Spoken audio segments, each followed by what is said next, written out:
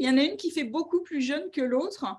Pourtant, elles ont le même âge. Elles n'ont pas la même allure. Il y a celle de gauche qui semble plus jeune et en forme, qui a un teint radieux, qui respire la joie de vivre, alors que celle de droite a la peau plus marquée, comme si elle avait 10 ans de plus.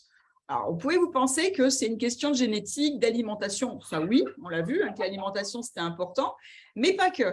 Et aussi de routine beauté. Donc, comme je disais, c'est possible, ça joue, mais ce n'est pas que ça. Ce que les gens négligent trop souvent, ce sont les expériences de la vie, parce que le corps, il garde en mémoire aussi ce qu'on a vécu. Et je ne parle pas des accidents qui vont laisser des cicatrices ou des malformations, je parle des événements, puisqu'on est dans l'émotionnel, qui marquent moralement. Même le petit tracas du quotidien peut te coûter cher. Il n'y a pas besoin, parfois, de vivre des expériences extraordinaires pour ressentir des effets physiques. Par exemple, simplement le fait d'avoir l'estomac noué à force d'être inquiet, eh bien, ça peut être impossible d'avaler quoi que ce soit. La personne qui a des bouffées de chaleur tellement elle est stressée, elle peut être à la limite de faire un malaise. On peut avoir mal à la tête toute la journée à cause du stress du boulot.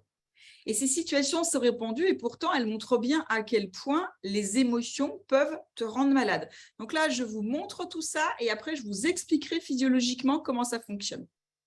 Ce n'est pas qu'une question de maquillage, Thérèse, c'est vraiment une question d'hygiène de vie, de tout ce qu'on a vu et de ce qu'on va voir. Il y a vraiment de ça. Autant la joie et la passion vont égayer la vie et vont t'aider, parce que c'est aussi important, à t'auto-guérir, à activer ton pouvoir d'auto-guérison.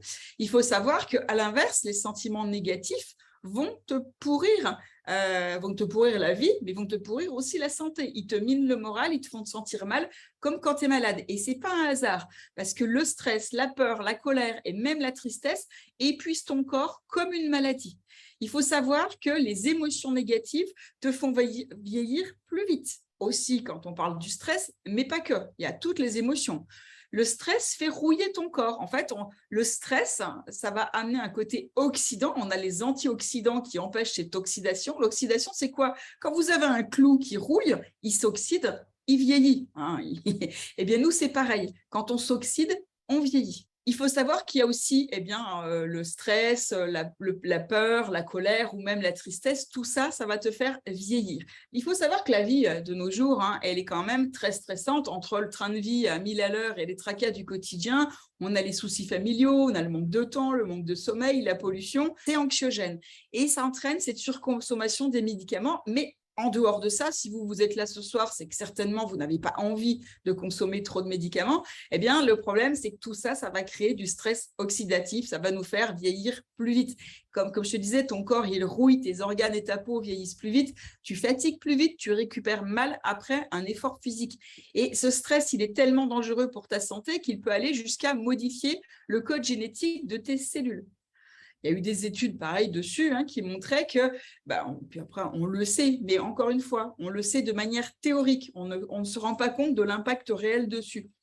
Augmente les risques de développer des cancers, de provoquer des maladies graves comme le diabète, l'Alzheimer ou Parkinson.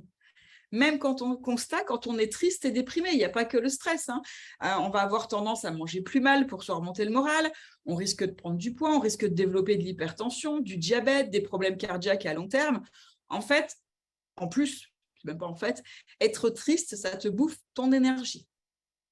Souvent, ce qui va se passer, c'est qu'on va ressasser, on va imaginer tellement de scénarios que le cerveau va activer plus de 70 régions cérébrales différentes pour tout gérer.